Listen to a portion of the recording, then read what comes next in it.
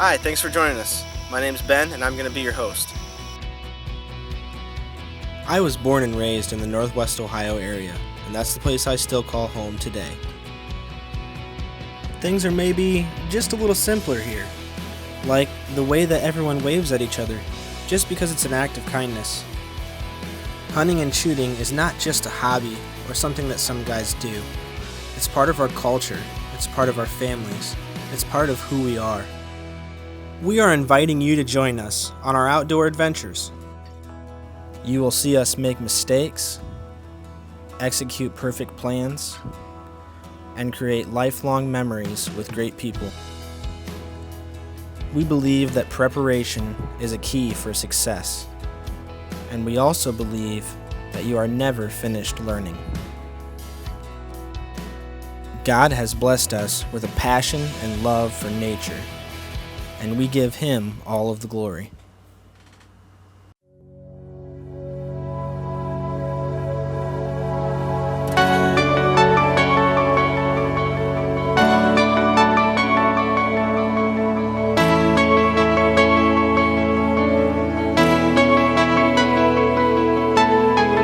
How long will we stay silent? We've slept for far too long, but you're alive in power, drawing us united and strong.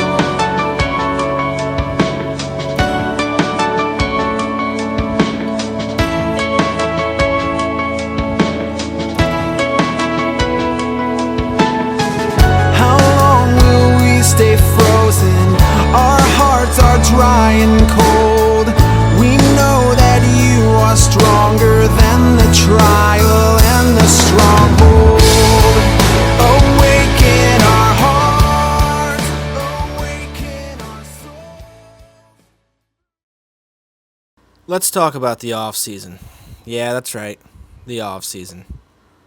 That time where people seem to think it's all about fun and games.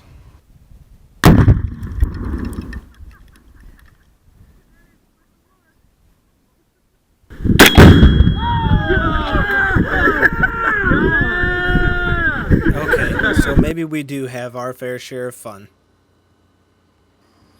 But there's plenty of serious business to be taken care of this time of year. The 2015 turkey season did not end on a high note for me.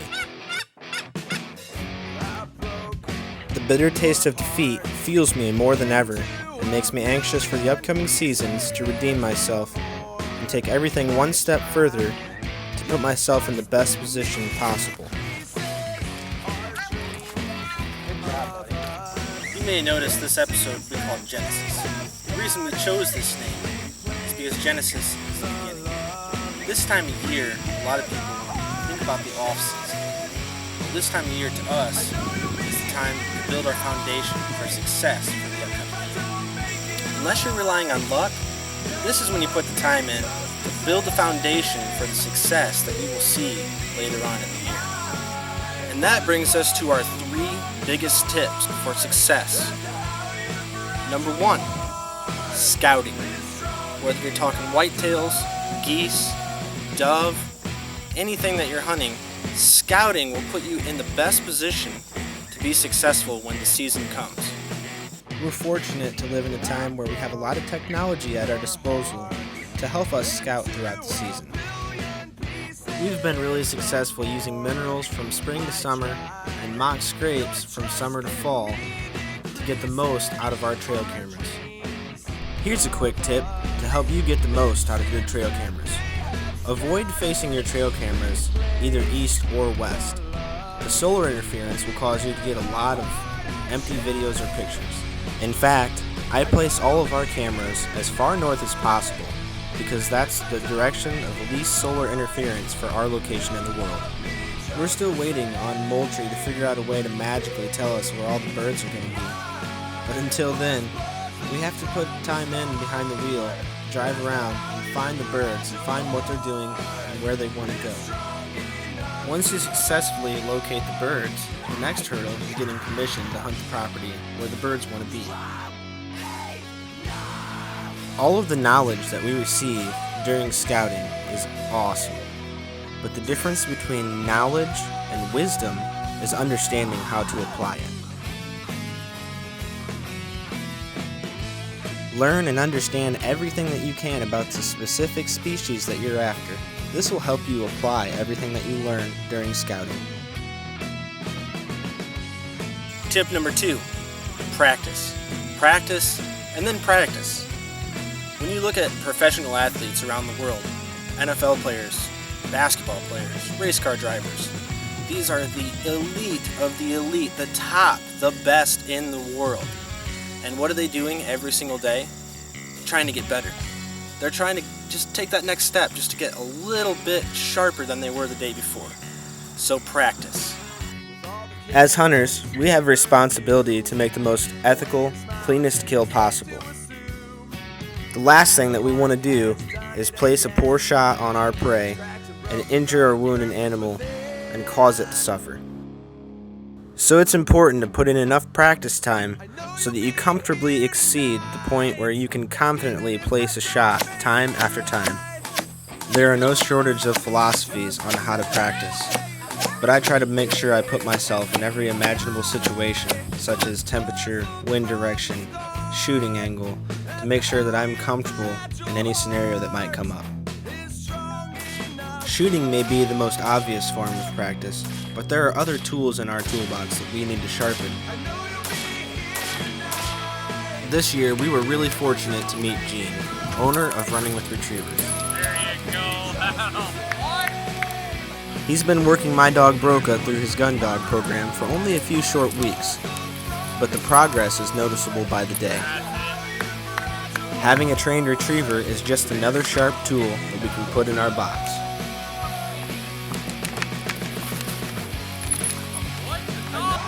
And we're definitely really excited when Broca finishes his course to have him back and get him out in the field.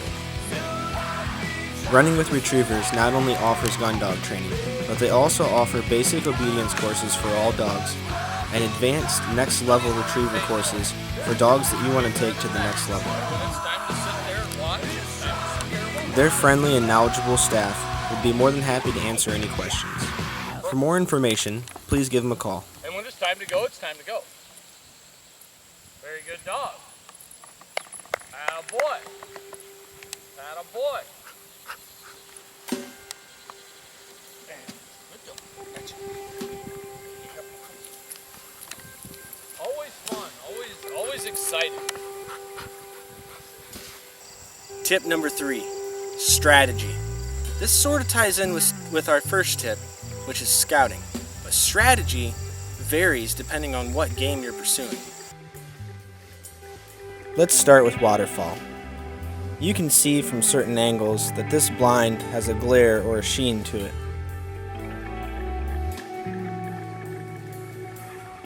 This is a brand new blind, and like most new blinds, needs to be conditioned before it's ready to be used. Not everybody realizes this, and some people don't do it. You can get by in some situations without, but you're much better off just taking every step that you can. We still brush our blinds. I don't recommend taking a bare blind out to a field and just laying it down and climbing in. What we're doing here today is just mudding our blind. All I've done is I've gone out back, taken a couple shovels full of dirt, and poured in about a half gallon of water into this bucket. I've stirred it up and I've just simply created a nice thick mud. I'm using an old broom that we had laid around, and I'm applying the mud over the entire surface area of the outside of the blind. Most of this mud is going to come off, but what it's going to leave behind is dust, and it's going to eliminate the glare from the brand new fabric from the factory. You may have also noticed that the internal frame on this particular blind has an aluminum finish. This probably wouldn't be an issue, but just in case, I'm going to take some flat spray paint and go over that frame just so if any part of it peeks out of the blind while we're in the field, it's not going to be an issue. Once you're done mudding your blind, just allow it to sun dry. Once it's dry, pick it up, shake it off, roll it up, move the fabric around so that all the loose dirt will fall off. When you're up before sunrise setting up your blind and your spread, everything comes into play. Wind direction, how you set your spread, the direction of your blinds, all those little details matter.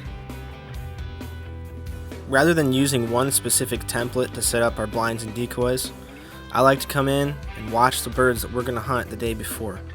I look at the size of their spread, I look at how many birds there are, I listen to the way that they're talking. All that time you spent practicing your call, driving the family crazy, that's finally going to pay off today. The effort that you put into busting clays, yep, that's going to show up too. Nice. More people hunt white-tailed deer than any other creature in North America. Deer are big, beautiful animals. Their greatest asset is their sense of smell. Deer have the ability to smell and process 7 different sources of scent at the same time. Just the thought of that is hard to conceive. The more you can work into your strategy to defeat the deer's sense of smell, the easier it'll be to put yourself in a position for success. It's crucial to understand where they bed, where they travel, what they like to eat, and when they do all these things. I try to target one specific deer. Once you're able to figure out their tendencies, this helps you decide the best location so you can play the wind, put all the things in your favor to hang a stand in the right spot. This allows me to focus more of my attention and build a more direct strategy based on the habits of that animal. This year, the whitetail that I'm targeting I've named Scratch. Scratch is a 4-year-old whitetail who loves to come out of bedding area and browse the edge of the woods that I hunt right before dark. This makes him not only very huntable, but allows me to build my strategy to put myself in a great spot to take him.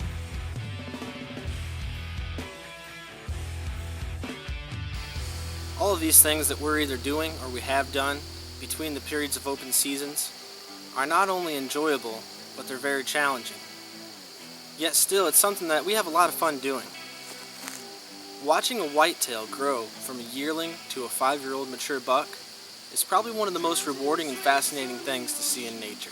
We want to develop ourselves, our environments, and even our prey themselves to reach their maximum potential. And we use every tool available to us to make sure that this happens. In a not so different way, we should be striving to push ourselves from within, not just for the hunt, but for life and beyond. It's important to develop ourselves physically, mentally, and for us to have a strategy for life. God has a plan for each and every one of us, and He's laid that plan out for us already. With all the worldly confusion around us, it's easy to become misguided and forget that fact. Here's a passage that we should try to remember. John chapter 15, verse 1 through 4 says, "I am the true vine, and my Father the gardener. He cuts off every branch in me that bears no fruit, while every branch that does bear fruit He prunes, so that it will be even more fruitful. You are already clean because of the word I have spoken to you. Remain in me, and I will remain in you. No branch can bear fruit by itself. It must remain in the vine. Neither can you bear fruit unless you remain in me." In those verses from John, Jesus is speaking directly to us. He wants us to understand that if we separate ourselves from Him, we can never experience the production and the happiness that He intended for us. But trusting in Him will result in rewards beyond our imagination. We're praying for us to find the best connection on the vine we can, and we're praying for you to experience fruits like you've never seen before. Next episode, we'll be bringing you some action from the field as hunting seasons open up. Join us as we chase some birds and prepare to climb the stand in pursuit of a beautiful Ohio native white-tailed deer.